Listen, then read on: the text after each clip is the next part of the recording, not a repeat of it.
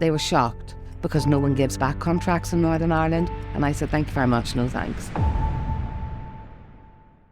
Tina is one of the best known business figures in Northern Ireland. Tina is the one, she speaks on our behalf, and we couldn't ask for a better version to do it. And I got really annoyed, and I said, tell you what it is, forget it, I'm not doing the deal. The deal was done as far as I was concerned, and I have other options. And trust your gut and walk away, because it's not right for you, if you can. When you're confident and you speak your mind and you speak up, sometimes also people don't like it. And I told them it's not sustainable and it's not for only young people. Because if you can bring people with you and they're loyal to you, then it's going to work. And it's worked brilliantly. You know, it's went from 0 to 130 million in 10 years. And today on the Digg podcast, I am speaking to Tina McKenzie. And Tina is one of the best known business figures in Northern Ireland. So absolute honour to have her as our guest today. I know you're going to love her. She's been appointed as UK Chair of Policy and Advocacy for the Federation of Small Businesses. It all sounds very technical, but you'll hear very soon how really she's just fighting for us. The UK's biggest business organisation, that's what the Federation of Small Businesses is. And it represents the interests of self-employed people and smaller businesses. So that's all of you that are listening to the Digg podcast today. This role means she will serve in one of the most senior positions on the organisation's board of directors.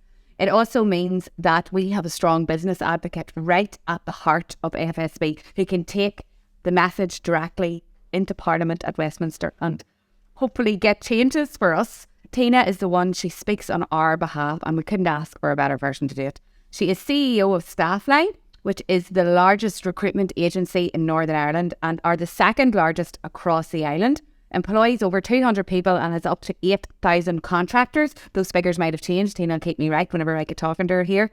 And she had so many achievements throughout her life in the world of work. But she also is a wife and a mummy to 3 children, and she's navigated the challenges of balancing work life and home life, and she's very honest about those challenges because we all have them. I think it's very important to have that honest conversation. So I recently met Tina for the first time at a Women in Business event, and there was something about her. I don't know if she knows yet, but what she does, or she wouldn't have been here, but she made such a big impact on me, and it was because she was so honest about the challenges of business, and I knew you'd all love her whenever I would have her as a guest. So welcome to the Digg podcast. wow. Thank you very much. Did you like it? That was a lot. Yeah, I loved it. Well, look, it's how I saw you from that first day when we met. It was only a few months ago, but the way you talk is how we all need to speak in business because people shy away from the honest truth sometimes, don't they?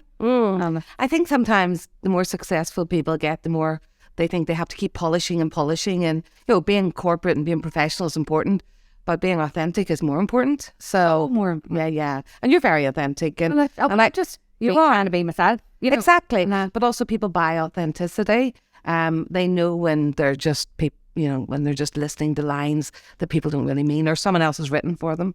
You know, so it's important to be authentic. And sure, we're only here for a short time. Why would we want to be anything but? Exactly. No. I know. So sometimes, and this isn't the train of conversation that I've even written down here, but I think it's important to say people are afraid sometimes to, and we'll talk about this as we go on as well, say what, like, I don't know how to do that, or what do you mean by that? Like, I honestly didn't know what the Federation of Small Businesses actually meant till I was going to have you as a guest, but I never would have said to you, what is that? 30? I thought you'd have thought it was stupid. No, but actually, people don't know, do they know? Of course they don't. And even before I became a member and before I got to know some of the Northern Irish team, I didn't know what it was.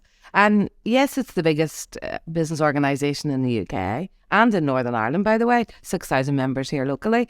But unless you know, you don't know. It's funny, even though it's massive, unless you're in that space, how would you know? And that's something the FSB and other organisations really have to work on. It's a bit like my recruitment business. I'm still explaining to people, you know, I met a guy, you introduced me to the Bob and Bert's guy in the corridor, and we were talking and said Staffline. I said, well, we bought Grafton. So people know Grafton, but they've never heard of Staffline, even though Staffline is such a big company. Tell us about Staffline. So I started Staffline 10 years ago, came home from England and thought, right, what am I going to do? I'll start my own thing up. And I met the CEO of Staffline. He said, why don't you just start over there and take a cut and start, and we'll do your back office type of thing. So I started in a wee building in our wee office in the Scottish Provident building. And it was 2013, so exactly 10 years ago. And it was the crazy time in Northern Ireland. I just brought my kids back, and it was a time when remember the video of the woman shaking the gates, and shouting, no, no, no? Yes. And it seemed to me, I was coming home to a lovely, peaceful Northern Ireland. There seemed to be political turmoil everywhere in 2013. And I was thinking to myself, goodness, what have I done? Anyway, I started the wee business by the side of City Hall. And before you get to that, but you were in England, you were like cutting your teeth over there, as in like, what were you doing over there in England? Oh, so for 25, 30 years, I'd been in recruitment. Yeah. I started working for probation service when I came out of University of Ulster, and placing ex-offenders into work. And then when I went to London to make my fortune, it's either London or America, I was getting out of here. Back in those days, there was still a lot of deprivation. There was high unemployment. And even though when I left, we were just coming up to the Good Friday Agreement, this place didn't have the opportunities that GB had or America. So I was away to find my fortune and make it big. So I left the probation, working on this project for probation, which I loved, and went into a recruitment company in England and London and said, I'm looking for a job. By the end of it, I ended up getting a job there as a consultant and then a manager within 6 months. And I'd been working in local businesses, our own family businesses, since I was about 13. So working in the corporate world was easy to me. It was like, what, you get to go home at 5 o'clock? Good God, when you're working for your family, you don't get to go home. Or you don't get to say when you work, or you don't get to have a holiday. Are you kidding me? If someone else is off, you're going to go in and cover Christmas Day, Boxing Day, whatever. You know how small businesses are. So I just thought this was such a walk in the park. And actually, the more hours you do, the more commission I made. So I ended up building the biggest desk in the country. So when you're doing recruitment, you're running a desk and you're putting people out to work. So I ended up getting the big desk, but really it was about the commission. We were making a lot of money in those days in commission. And I was having the time of my life, partying hard and working hard as a 20-odd-year-old in London. It all came to an end when I met my husband, of course, because he was working in the same company. And then I settled down a wee bit. And then that was it. We came home when we had our first child. When you were over there, to jump in, because I heard you talk about it at the Women in Business thing, you met challenges about being a woman and the kind of work. Tell us, because there was one story in particular. You didn't want the job. What was that story that you were telling us? And the guys in the office, was there one particular story that you told at Women in Business that day? Oh, probably when I came back and I was going to look for funding. Oh, yeah. And there's a company, I won't name them, Kiss Transumi or something. These days you can't name anybody. There was a company in London, a big venture capital company, and I had went to them for some investment, start this recruitment company in Belfast. And so I was doing negotiations as you do. And it was just before Chris, and I'd been negotiating with him for about 3 or 4 months. The deal was done. I just had to sign the paperwork. And as with some deals and some people, they get to the point where the deal's done. They think they have you. And it's all about negotiating. They think now they've got you. You spent all this time negotiating. You're not going to go anywhere else. And then they throw a curveball in. And I don't like people who negotiate like that. I don't like people who do deals like that. Taking advantage of people who are acting in good faith. And so these guys were all in a hotel in London, and there must have been about 12 of them. And they were probably starting Christmas time, they're probably starting to get a bit jolly. They were at some brunch or something. So they dialed me in, and I was dialing in from my wee house in Belfast on the phone. And it was the final stages of the deal, and they were just so aggressive, so arrogant. And actually, if I'd have been in the room, I don't know if it would have been the same, but I certainly don't think it would have been the same had it been a guy on the other end of the phone. And I got really annoyed. And I said, tell you what it is, forget it, I'm not doing the deal. And they were like, yeah, right. And I said, no, you can forget it. Not interested in being spoken to like this or being treated like this. The deal was done as far as I was concerned, and I have other options. And the main guy said, really? And who do you think's going to invest in a place like Northern Ireland with what's going on there at the moment? And I said, plenty of people. And if they don't, I'll make it work anyway. And to this day, I love to think, when I pop up on LinkedIn, those guys are sitting there all a bit older now, I bet, thinking that's the one that got away because they could have had millions, but tough luck. So sometimes, if you're being treated in a way that you feel like is wrong, bet your bottom dollar it's wrong and trust your gut and walk away because it's not right for you, if you can. It's not always possible in a job or in business to walk away, but mostly if you feel like you're being treated badly, you probably are. Where did that fire come from? Like that takes pure guts. Well, because probably like you and like most people watch, we've all been through things where you've been mistreated and been bullied and been, and I think it doesn't matter how successful you get, it can still happen. And you feel humiliated and you can feel very small. And the more you go through stuff like that in life, the stronger you get, usually. Sometimes it can really bring people down, but in other ways it can make you stronger. And I think for people that are made stronger, then it's just up to us as well to support those people who really struggle to cope with that.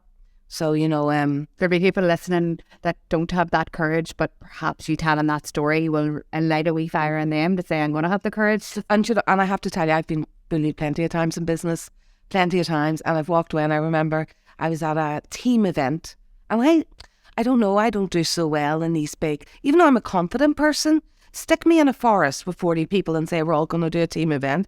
I get a wee bit uncomfortable. I don't know what it is. Maybe I'm a loner. I don't know. But I love working in the teams in business. But I don't do so well if you stick me out of that environment to go and build a raft or something. I'm just not my comfort zone. And I remember being at one of those and being really kind of isolated. And it was in England. And I guess I was the only one from Northern Ireland again. But I felt really isolated and felt a bit bullied there, because when you're confident and you speak your mind and you speak up, sometimes also people don't like it and they try to alienate you or whatever. And so, and I remember that situation, coming home from that event and being so upset and calling my husband, and I'd just be like, I've been completely humiliated. And I felt like, worse than that, I wasn't strong enough to speak up. And so even though we're strong people and we can speak up, you're not speaking up all the time. You can still end up in a situation where you think, now I look back and I go, good God, if I had that again, what I would say to some of those people, or what, I would just walk, actually, thank you very much. So it can happen to all of us, and it's about being alert to it. But again, back to that, if it feels that there's something wrong, there probably, even though people are clever how they do it, if it feels like there's something wrong, there probably is something wrong. And if you can, just walk away from that negative situation. Because negativity like that can just change your journey. It can get, and it makes you insecure, and you feel it for months, maybe years, and it eats away at you. So, and it's not right. It's not good for your family, personal life, or your business. No. So, it's good to hear. I'd love to hear what you would say to the people in the forest now, but we'll see the next time. Put them on the raft and sail them out to sea. So you're back home now, and you're looking at Grafton. Yes. So I came home and started the business. Really hard first year, begging people for business. One of those people on LinkedIn said, could I get a coffee? And everybody ignored. No, I'm that person that everybody asks for a coffee now, and I'm always trying to be quite sensitive about it. I went away and came back for a few years when I had my daughter, from the end of 01 until 06, I think, 07, but got pulled back again for business because Northern Ireland's such a small market. So sometimes to get up in your career, you have to go and run bigger businesses in bigger markets, which was great experience. But come the stage of my daughter, who was born in 01, was going to high school, I thought, right, that's it. I need her to be educated in Northern Ireland. The schools here are brilliant. I want to go home where my mother's there as well to support me with the children and my family. I really felt like I was missing out, and everything previous to that had been about a career. And so my lovely husband will just go wherever I say we're going, which is great. Oh, it's great. But he's well looked after, I'll tell you. So he knows what size his bread's buttered on. And it's nice teamwork. Everybody has to compromise. I compromise, he compromises, to make it work for our family. But so we came back, and he stayed home, stay-at-home dad. And I went, and we had 3 kids by that stage, and I went to start this business. And the first year it lost £220,000. And nobody wanted to know Caroline. Nobody was interested. And people were like, who are you? What company is it? Never heard of it. And so I picked up all the business that nobody else wanted. In business, there's always business that's maybe less margin, less profit, harder to do. And because I've been in business all my life, and small businesses, to me, nothing's, it's still all easier than, let's say, I always think being down a hole digging for coal or something, the way they were back in 50 years ago, 60 years ago. I always think it's what we do sitting in a desk is easier than what the lives that so many people have. So I would pick up all the business that nobody else wanted. So I picked up factory work in Longford. So of course it took us hours to get there. It wasn't very profitable, but that led to, we did such a good job with that client. They gave us their bigger factory near Naas near Dublin. And then once you start to get a wee bit of volume, then things started to roll on. And I hired people who had known me previously, and so were very loyal to me. But also, I remember meeting a guy at a party. I'm known for this, actually. I met a guy at a party, and he told me, No, I've just been made redundant. I am now, I think he was coming up to 60. Sure, who would touch me? And he'd been a sales guy in some big companies here, and a smart guy, sales guy. And I didn't have a lot of budget, and he just wanted a job. I said, I'll hire you. You can start next week. And I hired him, and he stayed with us for years, and he did lots of different jobs. And then he properly retired when he was ready to retire. So I as I go along, pick up people who maybe other people we can give a chance to, and they remain firmly loyal. And I really make sure they're looked after financially, but also as much as possible holistically, based on their family and their backgrounds and stuff. So, and that's always worked really well. So of course it's going to be a big successful business, because if you can bring people with you and they're loyal to you, then it's going to work. And it's worked brilliantly. You know, it's went from 0 to 130 million in 10 years. And say it again. 0 to 100. Well, it went higher than 130. Come along, COVID. I think the peak we got to nearly 150 million. Turnover. Like, Profit was, the peak of profit's been nearly 5 million a year. Now it's sitting around 3.5. Yeah. So it's unbelievable. It's a great story. It is a great story. It's great because I was building it, and I kept looking at the biggest player, and I'm so competitive, and I thought one day I'm going to buy you. And I called the guy that was managing it and owned it every year, and he told me to get lost. And I didn't take it offensively, and I called him again. Always wanted to buy it, you mean? Always wanted to buy it. Always wanted to take it over, because they're the biggest, the best, the biggest name. This is Grafton. Okay. So couldn't get it. So I went for the biggest name in Belfast at the time. It was a smaller agency called Diamond Recruitment, and we were able to pick that up, which gave us more volume. I also started working with the government, because still my roots were social policy, helping people, coming from backgrounds where people are deprived, so... Because you come from a working class background. Oh, yes. You have that roots of wanting survival. Oh, and also knowing the talent and intelligence that's in those communities, and where subsequently people don't get the opportunities for reasons that are not right. And so I'm a big advocate of helping people, supporting people, and give them a job to give them a better life. And so I went and ran the Steps to Success program everywhere from Newton Abbey to Strabane, and put 5,000 unemployed people into work. Because of course I can, and my business can, because we know how you get a job. We had all the jobs. So, we're not the job centre giving you a form. We're telling you how to speak at an interview, what the job is, what the pitfalls are. And if that job doesn't work out, don't worry, we've got other jobs. And that worked really well. And I also then picked up the contract to run the visitor centres at the prisons. I also then took up a skills contract. So we were running essentially two companies. One was government contracts, and one was a recruitment company. And they ran parallel, and they both became really successful. And some bits of them I had to cut as I went. I gave away a company that wasn't making any money, and said, do you want this? And you can take the furniture, you can take the office, you can take everything, because you need to know when something's not working. Talk about that a wee bit. Yeah, so people listening where there's things not working. Oh, so I decided, this is across the barricade stuff, right?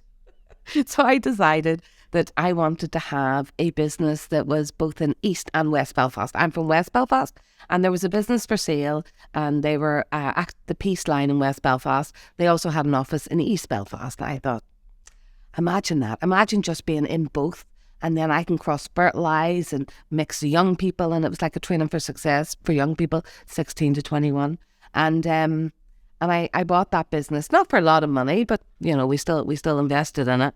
And as soon as I started to unpick it, I started to realise the issues with the business weren't really about the people in the business. The issues with the business were the way the government have set the contract up. So, for example, if you're a young person and you go in every day, you were getting 30 or 35 pounds a week or something. And we were getting 30 or 35 pounds a week if you went in every day. The young person was getting like 15 quid a week or something at the time. If you missed a day, then they deducted the equivalent, not off just me, the provider, they also deducted it off you, the young person. And bearing in mind, most of these young people were dealing with serious issues. So of course they didn't have full attendance, which meant that the providers couldn't really provide the service, because if the young people were in and out, which a lot of them were, going to counselling, doing different things, had so many challenges in their lives, then instead of increasing the funding, we were decreasing it. So I went to the first thing I did was the business was losing money. And so I went and asked someone else, did they want to add it to their business, which they did, and I didn't charge them anything for it, which would make it more sustainable, because I didn't want to let the young people down. But also I went to the department and I said, you've given me this contract for all of Northern Ireland for apprenticeships and training for success. thank you very much, I'm not interested. And I wrote a letter. It's the first time I've ever said I'm not interested in the contract, and I told them it's not sustainable and it's not fair on the young people. They were shocked because no one gives back contracts in Northern Ireland. And I said, thank you very much, no thanks. And they're afraid to give them back because they think we'll never get another one again. I wasn't afraid. I felt like I had to take a stand because we had another big business making a lot of money, whereas all the other community groups, social enterprise, third sector, they don't get the opportunity to say that because that's all they have. So it was up to us to make the stand and say it's not working. And they said, we know it's got real issues, but we don't have the time to change it. The Digg podcast would not be possible if it wasn't for the support of the fantastic partners who team up with us each series. Series 6 is in partnership with InvestNI, my new business. Mia was starting a new business and needed financial assistance and advice. She visited My New Business and accessed a directory of local support schemes. From grants and loans to advisory support, there was help available for her specific needs. Need help starting your new business? Visit nibusinessinfo.co.uk/mynewbusiness. Now let's get back to making it happen. And was things like that the driving force for you becoming a voice for everyone, men, like within like the small business Federation of Small Business, and in general, like you seem like you have a real voice for the underdog. I don't know. I don't think so. I think it was more that they find me rather than I find them. Yeah. So I, as you know, I went into politics for a wee while, right? Yes. And was that because you felt like that was the only real way to make change if you were in that role? Well, I felt like you've got this real, especially remember 2013, you had these real clashes between unionism and nationalism. And yes, you had alliance in the middle, and you have had them in the middle for 40 years. But I felt like we weren't getting anywhere. Yes, we had the peace process 25 years ago. But, as someone who's worked around the world, coming back to this place and looking at the opportunity that we have, the real opportunity we have, I just thought we weren't maximising it or really helping people by taking advantage of all the great things that's here. And so I was approached by a couple of unionist politicians who said, we really want to make a party that's for everybody here. And I said, okay, fantastic. And we would like you to chair it. We need somebody professional who understands business to come and chair this party. And I thought about it, and I said, so I'm not really into being categorised nationalist, unionist, or even other. Thank you very much. Oh, no. This is going to be the future. This is going to be about a future Northern Ireland for everyone. It's not going to be ideological. It's, if there's ever a referendum on Irish unity, so be it. But we're all about what's best for Northern Ireland. And if it is economically at the time best that we're part of the United Kingdom inside Europe, then fine. And I would be very black and white about what is best for this place economically. Again, back to the point, if you can give people a job, give them a better life, give their children careers, then the rest of it's cream on top. Sit in a pub and sing your songs, whatever side you're on. But sending people back to their homes with no heat and no food in the fridge and no hope, not acceptable. So I say go the other way around. Build their lives, give them opportunity, give them hope, give them stability, give them confidence financially, and the rest, let someone else have those conversations. So I was all about that. Now, of course, I had never been in politics. Oh my God, look, what a dirty game. Right, okay. Now the dirt. We think we think business can be a bit. Yes. Oh, I've never seen anything like it. Right. Where the people, even the politicians in the same party, were like after each other, leaking to the press. It was like trying to herd up, I don't know, cats or whatever. They were going all over the place and everybody was for themselves. And where they would come out and say, oh, it's all about Northern Ireland. Actually, they were about their seats. And then I had to remember, well, this is the only job they have. This is what pays their bills. And it was kind of like an enlightening. Anyway, there was a whole big thing about who would stand for election, and I hadn't joined the stand for election. But come the end of the day, and they said, I was group pushed in standing to be a European candidate. Now in Northern Ireland, running for Europe, there was always three winners: the DUP, the UUP, and Sinn Féin. They're the people that won the seats, right? And I said, well, there's no chance of me, like brand new party, whatever. And then but I said, if it means getting our message out there. And the funniest, best part of it was we did this public election broadcast where everybody was given their time free. Everybody was helping us. Loads of young people joined. The social media, you would have loved it. Back 10 years ago, we were way ahead of our time doing periscopes and all these videos, Google Hangouts, and you know what I mean? No one was doing that. And you could see the other parties getting a bit like, very stiff and staid at the time and quite conservative in their approach. And so we were attracting a lot of attention. And that's when a few of the parties, and the ones who you wouldn't even expect, some of the nicer parties, they didn't like it. We're on their patch. We're getting too much attention. And so they started to, so not only did you have the politicians fighting each other, you had the parties then starting to do some dirty tricks as well. And I thought, I was very naive, and I thought, surely we're all here for Northern Ireland. What are these people up to? And even now when I look back, I see more things that I didn't see then. However, fast forward, business starts to take off. The whole thing crashed, by the way, MI21, what a shame. And because internally, but also externally, there were a lot of dirty tricks, a lot of things happened. And the week before the election, all these stories come out of what the leader was doing and harassment. And then it was all went through an investigation and everything, and nothing ever came out from it. But at the time, it was all over the press. Then they attacked me in the press, and they didn't know whether to call me a Republican or unionist chief, or because you have to be in a box. You have to be in a box. What are you when you scratch the surface? And I was neither. Now, my lovely English husband at the time was going, goodness gracious, where are we? What is it with these people? Oh my God, our children, these headlines, and they have to go to school and yada yada. And so it was all a bit of a blur. That was 2013. Starting the business, losing 200 grand, doing that political party, working 24/7. Come June 24th, the election's over. And some newspaper guy phoned me up from the Irish News on the day of the election and said, so my husband's outside looking at me going, and he said, so what do you think? Are you going to be the new leader? The leader stand back? I said, I'm quitting. And he said, have you told anybody else? And I said, no. And he said, quitting the party or quitting politics? And my husband's looking at me. And I said, I'm quitting politics. And the headline then was, McKenzie's quit politics, dirty politics, blah, blah, blah. So fast forward 2 months later, and my husband got diagnosed with prostate cancer. My sister was very ill, and I had to look after her children. And then my brother-in-law died of cancer a couple of months later. And one thing after another in 2014, which really took me out of that quagmire of being navel-gazing about your own. I put too much into this party and now it's exploded and moving Northern Ireland, whatever, and took me back to my family and back to the realisation that, good God, there's bigger things to worry about in life. And now my husband's fully recovered. He's great. He's doing very well, actually. And my sister's fully recovered and our children are all doing very well with her. But it was a tough old year. 2014, we cut even, just about cut even. 2015, we made nearly $1 million.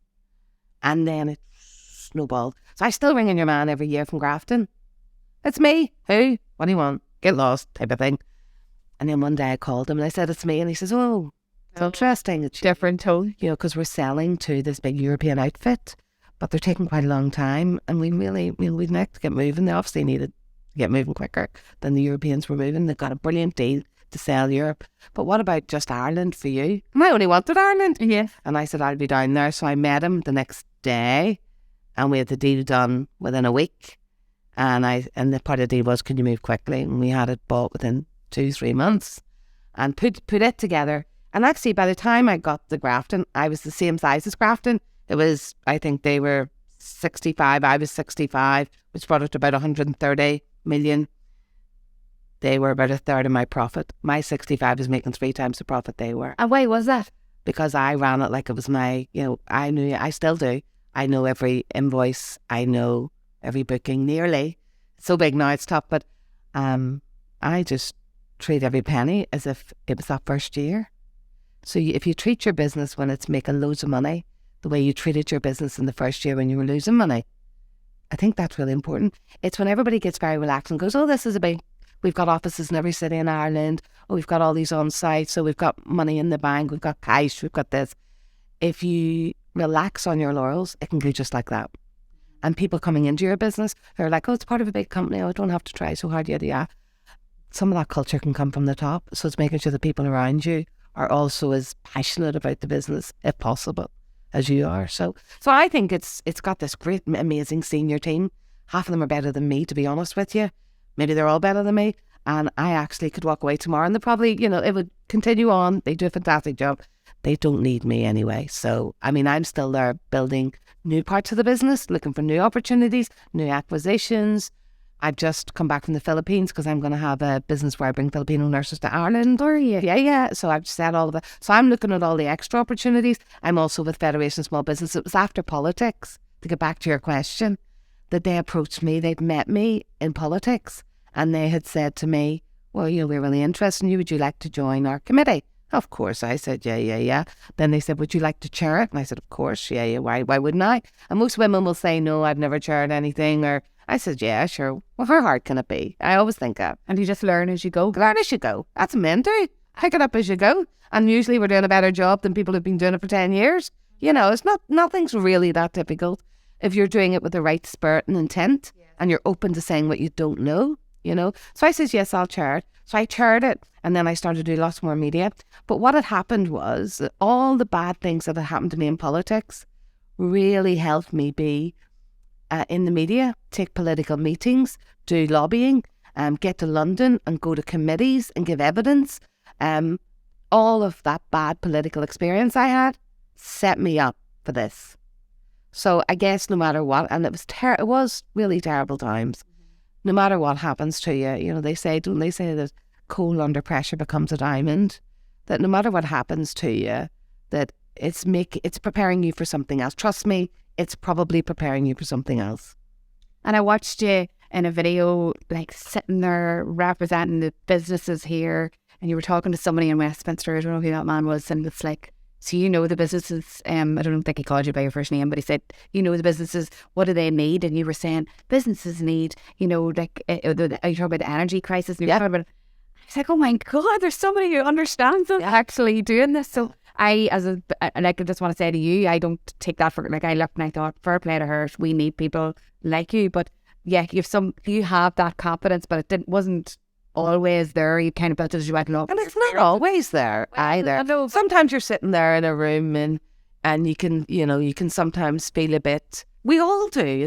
You may look like you're dead confident. You look like you're really confident. Look at you're gorgeous, you're smart, you're successful. You know, everybody has something about them that they're like, oh, I'm scundered. You know, everybody goes into a room sometimes and feels a bit like, you know. But they quite quickly then, I joined part of the UK Forum for Policy for FSB. And then the chairman was becoming a national chairman. And he said, have you thought about taking over the chair? And I said, well, I'm very busy. What do I know about the issues in Scotland and Wales and south of England? And he said, no, we need somebody who isn't afraid to hold government accountable. I said, well, I'm not afraid to do that. For sure, I'm not afraid to do that. And I thought, you know what? Sure, what the heck? I'll throw my hat in the ring, sure, and see what happens, because it might be interesting, mightn't it? And so I got the job. I was actually elected by the members then. So they selected me as a candidate. And then there's 150,000 members. They elected me. So they've elected me to be their voice. So I have to speak on their behalf. And I remember that when I'm sitting talking to whether it's whatever Prime Minister, whatever Chancellor, who the head of business trade, I was with Kemi Badenoch on Friday and Jeremy Hunt. And I have no problem going up and having the conversation about, you know, what small businesses are going through, because over 99% of businesses in the UK are small or medium, right? They need a voice. And all too often in politics, they're talking to the big boys, the big businesses, and they're not talking about the majority that make up the economy, that are the bread and butter of the economy. And they give us space. The good news is FSB, we get into the room with them. And when you get into the room with the ministers regularly, which we do, then it's very important we speak honestly to them, but also we represent the views of our members. So ending the energy business relief support scheme, which ends now, come the 1st of April, is the cliff edge. They had capped the price per kilowatt. That's now uncapped.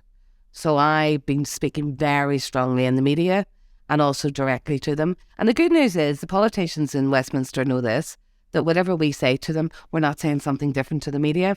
I think some groups will be all very softly, nicey, minister. And sometimes to the media, then they're hard on them. Whatever we say to them, we reflect in the media. And so you have to use that power carefully and also be aware of what they are able to do and what they're not.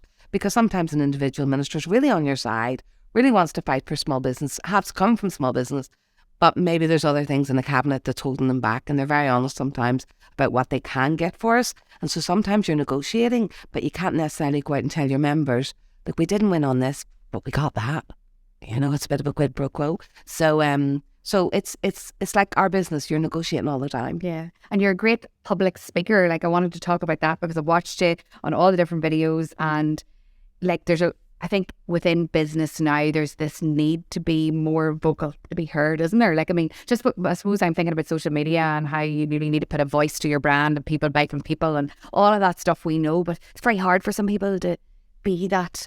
You know, I know we talked about confidence there, but have you any tips for anybody listening if they do have to speak about their business or their brand? Even like, here's an example. I had a live event for the podcast, and there was exhibitors there, and there were businesses that can help your business, and they were all around the back of the room. And one of them said to me recently, when I was going to put their content out in social, I felt ill that whole day because you were giving me the microphone for 1 minute. And I never once thought that someone would feel, that's naive of me, I know, I do know people get hard, but I thought this was a confident person that was wanted to get their business message out. She said, I felt sick the full day before, I don't want you to put the stuff out in social, and it was brilliant. What she said was brilliant. What would you say to people that struggle with that? That's okay. Yeah, I have lots of people that work for me that are the same way. Yeah, and I've got sisters that are the same way actually, and they call me, "Oh, that's big mouth over there, ask her," type of thing. And then your sisters are in a nice way. And they keep you real, that's for sure.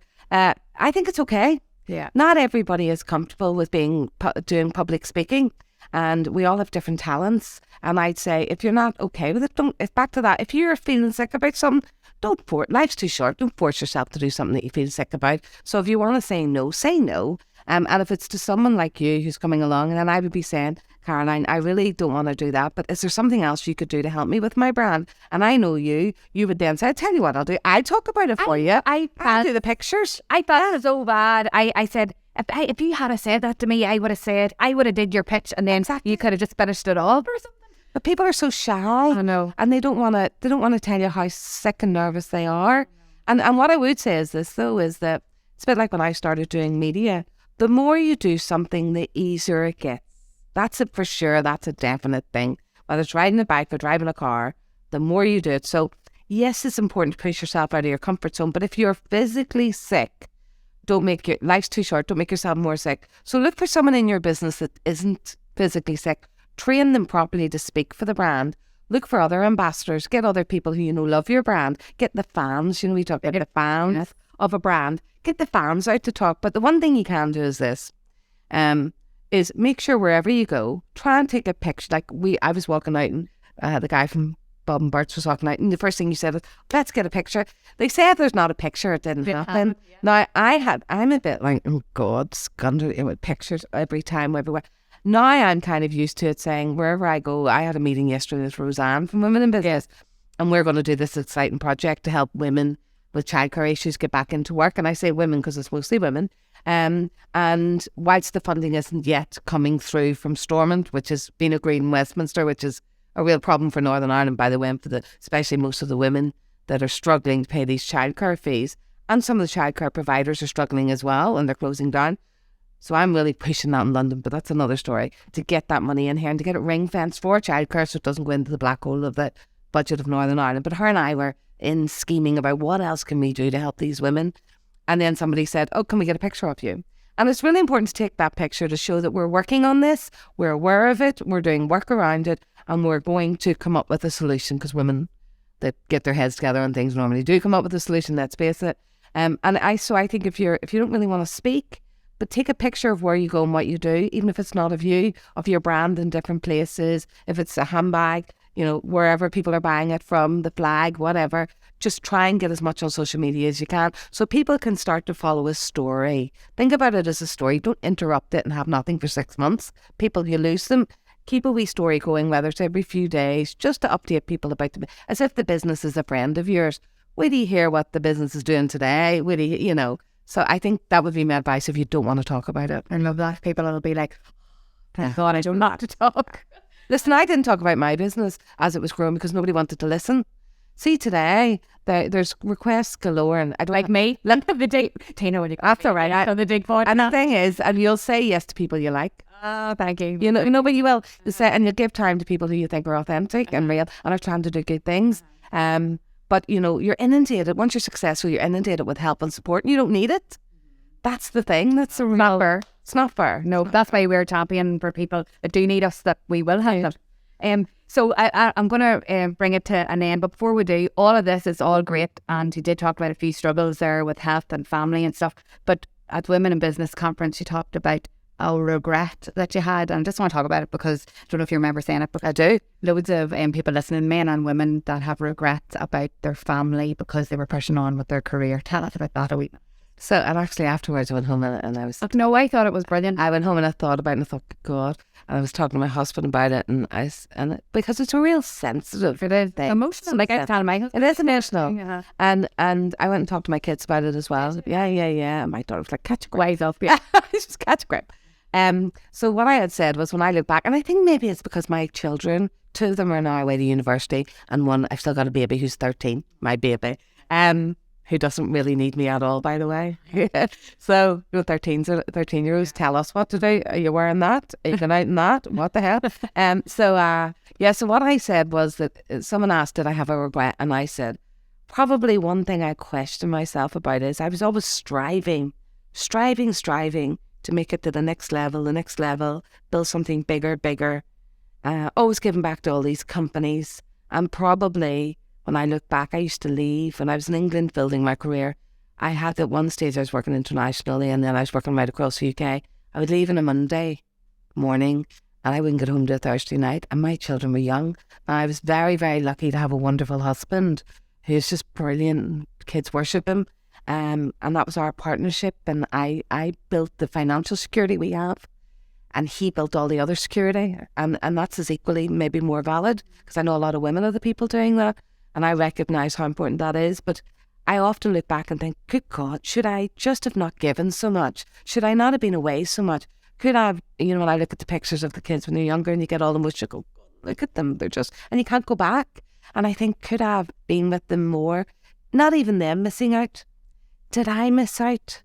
Because they tell me they're well adjusted, they're great kids, they're doing brilliant, and they're really proud of me. And Molly will say, my daughter will say, Mum, I am so, and my son as well, to be honest, we are so proud of you. And I really look up, and she's a wee dynamite. She's a wee, independent woman. Nobody's going to tell her what to do. Can I take her mother? And she's worse than me. And I just look back and have this melancholy feeling of, I wish I would have spent a bit more time with them. But then, when I talk about it, when I went back from that Women in Business thing, talked to my husband and stuff, and he said, but you did. Every other minute of the day that you said no to everything and everyone else. And when those children were younger, you were with them 24/7. And I said, well, that's true. And remember, he said, whenever Harrison was born, you took 6 months off. That was because with the others, I only had 3. And do you remember you had that 6 months? It was a big deal. And so you look back, and I think you will. I mean, you're a liar if you say you've no regrets. Everybody sometimes thinks in the cold, dark night, maybe if I did this or maybe if I could have done that. I just think in my 30s, I was so driven and also fully responsible for the security of my family. And I think that maybe men sometimes get a hard gig with this, where they take on the financial responsibility, and you feel it when it's just you having to support the family. And I really felt that, but I also really felt that I never wanted to ask anybody for anything. And if my children needed something, they'll get it from me, and they won't have to ask anybody. I wanted to provide that security for them. So there were lots of good reasons. I also wanted to be successful, let's face it. But you can't have it all. There's compromises that have to be made. There's sacrifices. And at the end of the day, it is what it is. And I'll be able to retire and spend time with grandchildren. So it's all good. Well, that's what I said. Like, one of these days. Look what you've built, and now hopefully things can go. I don't know if there will be a lot less, adventurous for you. You've got all these things going on, but I mean, look what you're going to be able to do now with your children when they're older and your grandchildren. And some people work to their E75 because they have to. And I probably still work them. That's what I'm saying. But you are right. It brings benefits and it brings security. You have to stop beating yourself up. But you know what? What drives you is the things that go, you have to have something beating you up. You do. You have something driving you. You have to have something that makes you go forward. And embrace that as well. It's okay. That's okay if you didn't make some of the right decisions or you didn't get everything perfect. So what? You move forward and you remember that the drivers, you're trying to do the right things and you don't always get it right. So what? Sure, you could be dead tomorrow. You could. And I just to tell you, I used to have a shop and my wee boys, it's just like you, I went back to work when they were 3 weeks old and Jared took over and I remember him ringing me one day and saying there's no nappies, and I would just started to do communion wear, a wee girl dress and her in a communion dress, and I remember thinking, how dare he ring me to tell me there's no nappies? He said, get into the car and go and get the nappies. I've got a really big thing going on here. That eats me up sometimes when I think that that's the way I reacted, that's what my mindset was. Yeah. And now my child's fine, it got a nappy.